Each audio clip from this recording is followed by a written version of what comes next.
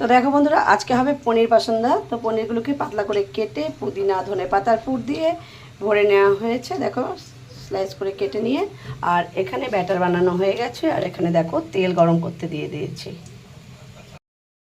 তো দেখো এখন ব্যাটারের মধ্যে চুবিয়ে নিয়ে গরম তেলে ছেড়ে দিলাম। এইভাবে প্রত্যেকটাই ছেড়ে দেবো। তো দেখো বন্ধুরা, পাসন্দাগুলো ভাজা হয়ে গেছে। এখন উল্টে পাল্টে তুলে নেব।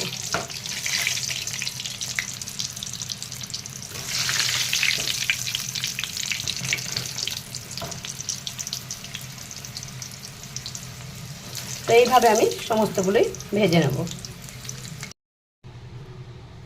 তো দেখো বন্ধুরা, পনির পকোড়া না, পনির পাসন্দাগুলো রেডি হয়ে গেছে। তো এইভাবে তোমরা খেতে ইচ্ছে করলে বাড়িতে বানিয়ে নিতে পারো।